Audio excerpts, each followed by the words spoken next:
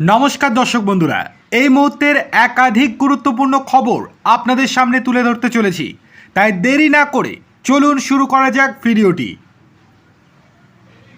1 নম্বর, ভোটের পরে হুমকি কাণ্ডে বিষ্ণুপুরের বিধায়ক দিলীপ মণ্ডলকে ওড়িশার পুরীর লিলি হোটেল থেকে আটক করল রাজ্য পুলিশের এসটিএফ।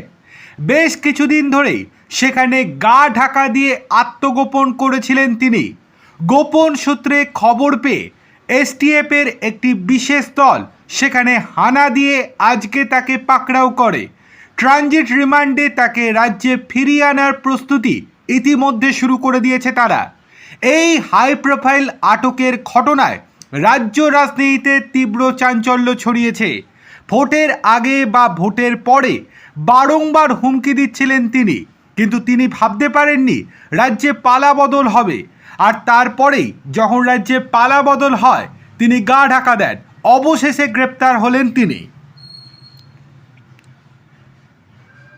চলে আসি 2 নম্বর বা পরের খবরে।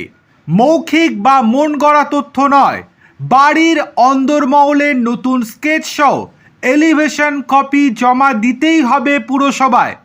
অভিষেকের সম্পত্তিতে নির্মাণ নকশা নিয়ে এবার কড়া নির্দেশ পুর প্রশাসনের। জানা যাচ্ছে বর্তমানে বাড়ির ভিতরে নতুন করে কি কি অংশ তৈরি করা হয়েছে সেটা এলিভেশন কপিতে এঁকে জমা করতে হবে কলকাতা পুরসভার কাছে।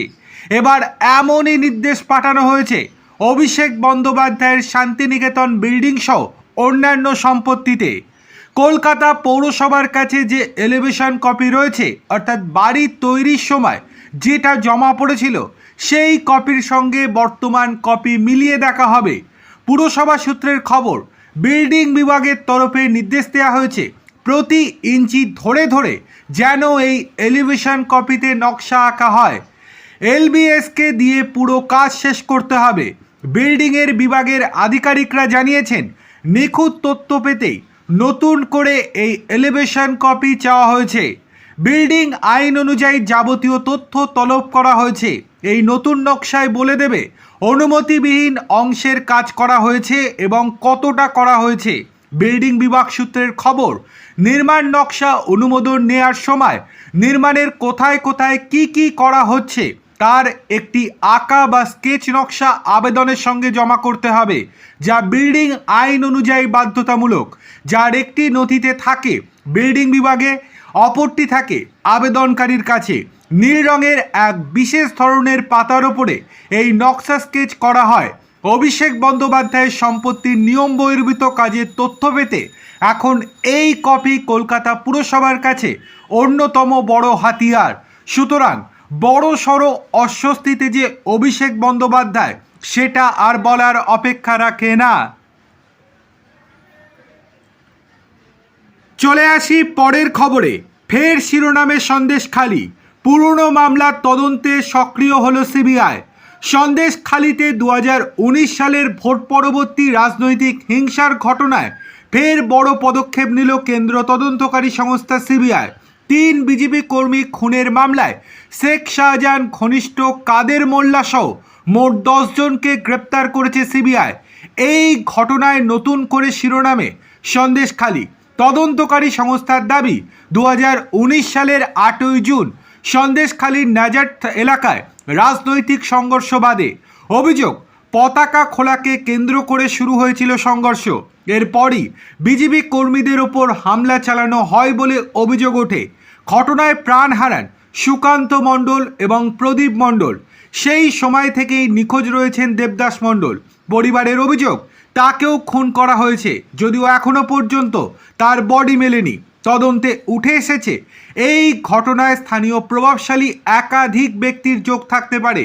সেই সূত্র ধরে শেখ শাহজাহান ঘনিষ্ঠ বলে পরিচিত কাদের মোল্লা সহ 10 জনকে গ্রেপ্তার করা হলো।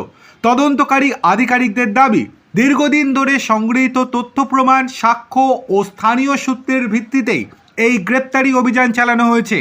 ধৃতদের জিজ্ঞাসাবাদ করে আরও তথ্য জানার চেষ্টা চলছে। চলে আসি পরের গুরুত্বপূর্ণ খবরে। বিশিষ্ট গায়ক তথা তৃণমূল কংগ্রেস সমর্থক কবির সুমনের বিরুদ্ধে থানায় লিখিত অভিযোগ দায়ের করা হলো। কলকাতার নেতাজিনগর থানায় গায়কের বিরুদ্ধে এই অভিযোগ এনেছেন জাতির কথা নামে একটি সংগঠনের সদস্যরা।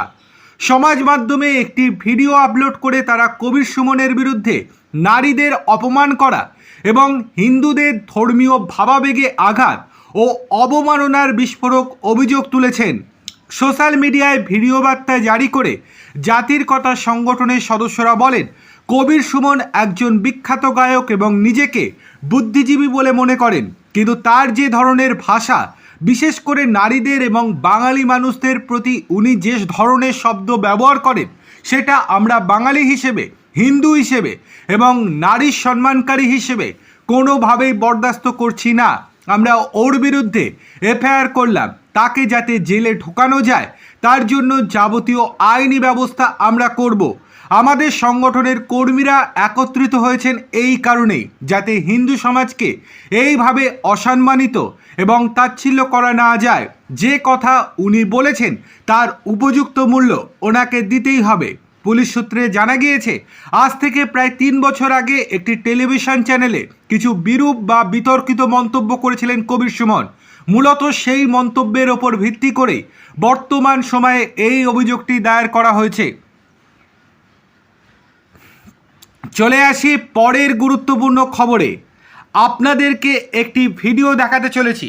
ভিডিওটি আগে মন দিয়ে দেখুন, তারপর পুরো বক্তব্য আমরা আপনাদেরকে জানাচ্ছি। মসজিদগুলো সব ভেঙে ফেলতেছে, এটার আমি তীব্র নিন্দা জানাবো।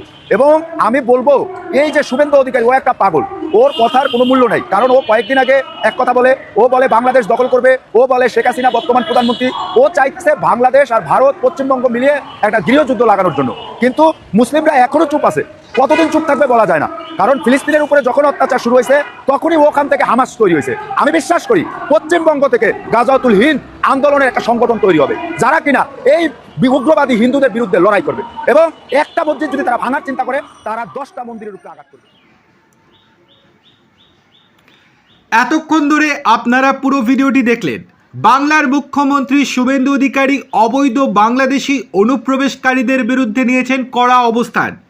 ডিটেক্ট, ডিটেন, ডিপোর্ট অভিযান জোরদার করার পর সীমান্তের ওপার থেকে প্রকাশ্যে উস্কানিমূলক হুমকি দিয়েছে মৌলবাদী সংগঠনের মাথারা। এক বাংলাদেশি মৌলবাদী ভাইরাল ভিডিওতে সরাসরি শুভেন্দু অধিকারীকে লক্ষ্য করে হুমকি দিয়েছেন যে ডিটেনশন ও পুশব্যাক বন্ধ করা না হলে পশ্চিমবঙ্গের মুসলমানেরা হামাসের মতো উঠে দাঁড়াবে এবং হিন্দুদের ওপর আক্রমণ চালাবেন। তিনি আরও বলেছেন, প্রতিটি মসজিদ ধ্বংসের বদলে 10টি মন্দির ধ্বংস করা হবে। ভিডিওতে এই ব্যক্তি দাবি করেন শুভেন্দু অধিকারী বাংলাদেশি মুসলমানদের সঙ্গে গৃহযুদ্ধ শুরু করতে চান। তিনি অভিযোগ করে বলেন, পশ্চিমবঙ্গে মুসলমানদের ওপর নির্যাতন চলছে এবং এটি বন্ধ না হলে বড় ধরনের প্রতিরোধ গড়ে উঠবে। যদি মুসলমানদের ওপর অত্যাচার বন্ধ না হয় তাহলে পশ্চিমবঙ্গের মুসলমানেরা হামাসের মতো উঠে দাঁড়াবে এবং হিন্দুদের আক্রমণ করবে। এমনই উস্কানিমূলক বক্তব্য রেখেছেন তিনি। এই ভিডিও সোশ্যাল মিডিয়ায় দ্রুত ছড়িয়ে পড়ায় রাজ্য জুড়ে তীব্র ক্ষোভ এবং উদ্বেগ দেখা দিয়েছে। বিজেপি নেতারা এটিকে সরাসরি সন্ত্রাসবাদী হুমকি বলে অভিহিত করেছেন। তারা বলেছেন, এই ধরনের বক্তব্য প্রমাণ করে যে অবৈধ অনুপ্রবেশকারীদের একাংশ রাজ্যের অভ্যন্তরীণ নিরাপত্তা ও সম্প্রীতির বিরুদ্ধে কাজ করছে। পুলিশ ও গোয়েন্দা সংস্থাগুলি ভিডিওটি খতিয়ে দেখছে এবং ওই ব্যক্তির পরিচয় শনাক্ত করার চেষ্টা চলছে।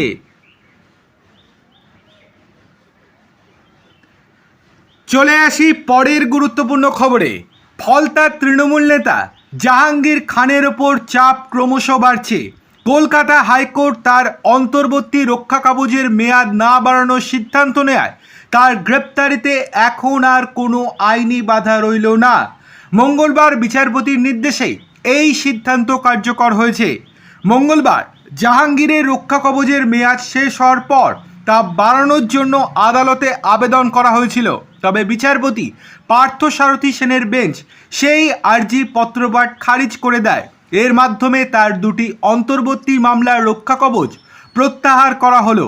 আদালতে বিচারপতি পার্থসারথী সেন পর্যবেক্ষণ করেন যে ভোটের আবহে মামলাকারীকে অন্তর্বর্তী রক্ষা কবচ মঞ্জুর করা হয়েছিল। তিনি স্পষ্ট জানান, পুলিশ যখন কোনো অভিযোগের ভিত্তিতে মামলা রুজু করে তখন তার তদন্ত হওয়া আবশ্যিক। যদি পুলিশি রিপোর্টে অভিযোগের সপক্ষে প্রাথমিক প্রমাণ পাওয়া যায় তবে তা আবেদনকারীর জন্য শুভ সংকেত হবে না। অর্থাৎ পরোক্ষভাবে আদালত জানিয়ে দিল যে এবার তাকে গ্রেপ্তার করা যেতেই পারে। সুতরাং পুষ্পা যে এবার গ্রেপ্তার হবে সেটা আর বলার অপেক্ষা রাখে না।